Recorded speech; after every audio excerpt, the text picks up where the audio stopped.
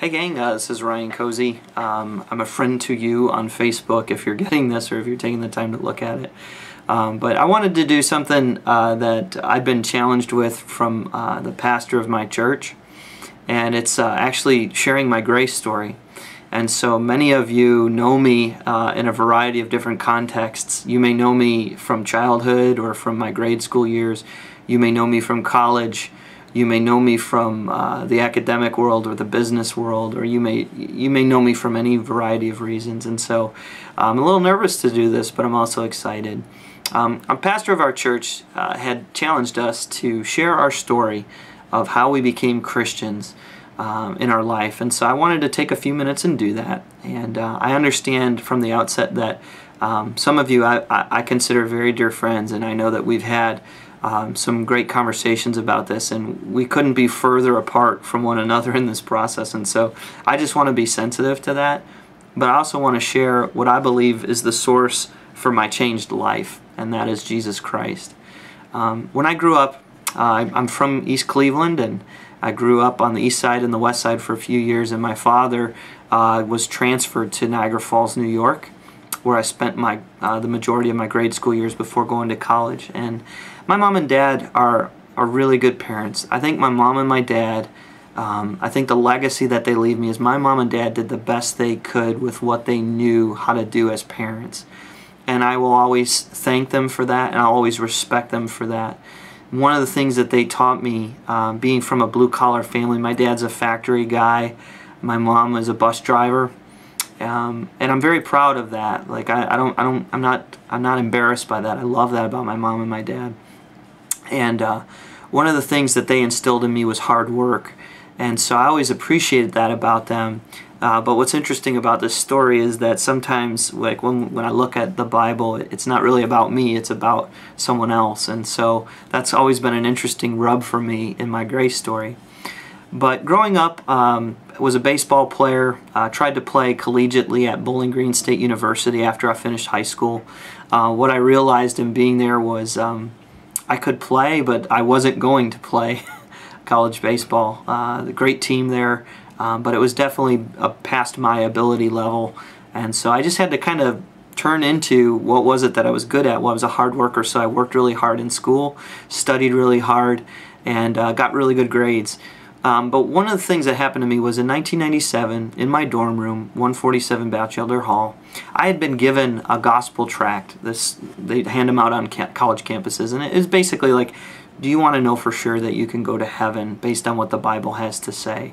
I understand not everybody here believes in the Bible, but I do.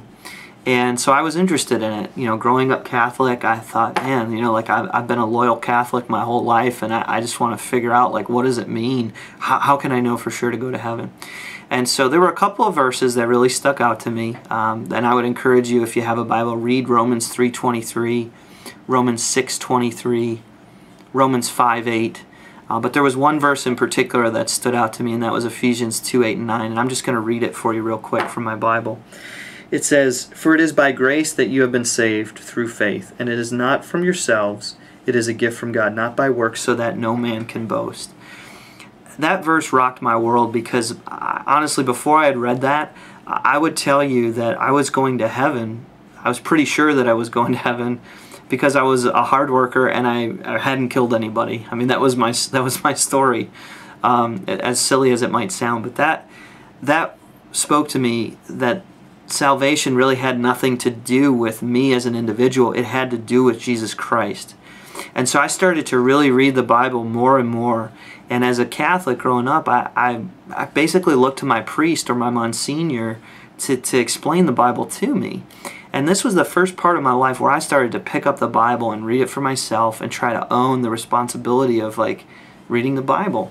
And as I would read the Old Testament and I was reading the New Testament, I could just see that everything was pointing to Jesus. And there's a great writer. I'm an academic, and so I've been fortunate to have a PhD and a postdoc, and so I'm what we would call a learned person academically. But there's this brilliant writer, C.S. Lewis, and he talks about Jesus, and he comes to this conclusion. He says Jesus was either a liar, he was a lunatic, meaning he was crazy, or he was the Lord. He was he was God's son. He was God with skin on. And you had to wrestle with, what was he? And as I wrestled with that in my life, I realized that I believe that Jesus is Lord. I believe that he is truly the Son of God, and that Ephesians 2:8 and 9 points to Jesus as the atonement for our salvation, that he's the reason that I can be sure that I'm going to heaven.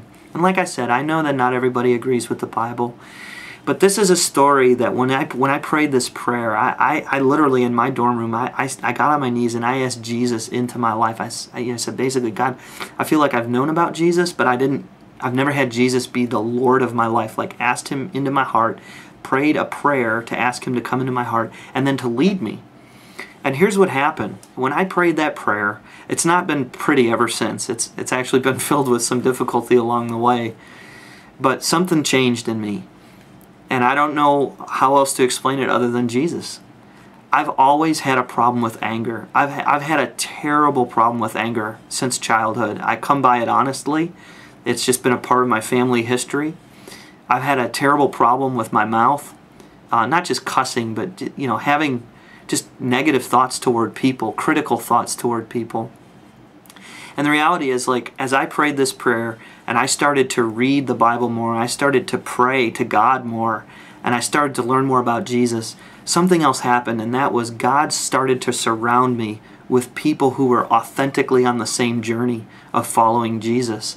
And they weren't perfect. That's what I loved about it. They had some of the same issues I did.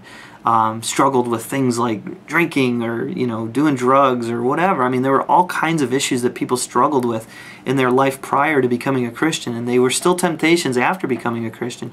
But these people were different. They were authentic. They were, as they would make mistakes, they were quick to apologize. They were quick to ask for forgiveness.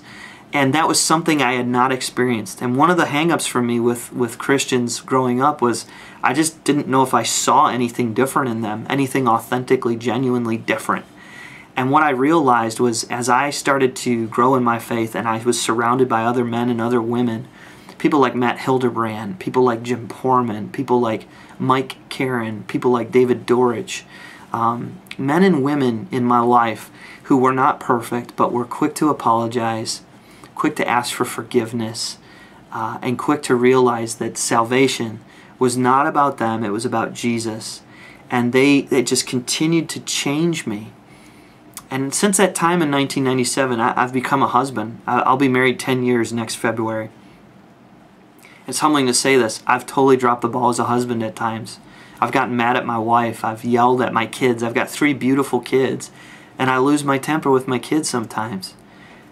But I feel like the difference in me now versus what I was like before I asked Jesus into my heart is that God convicts me. He helps me to recognize my wrongs, and He has caused me to ask for forgiveness to my wife, to ask for forgiveness to my friends, to ask for forgiveness to my children when I'm not perfect. I'll never be perfect.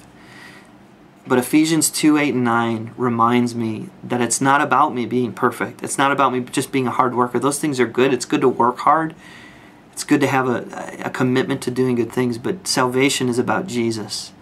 It's not about me. And I understand, in closing, I know that some of you were dear friends, and we've had this conversation, and I understand that we land in different spots in this conversation. But if this piques your interest and you have questions and you want to email me or you want to hit me up on Facebook, I would gladly love to answer any of these questions.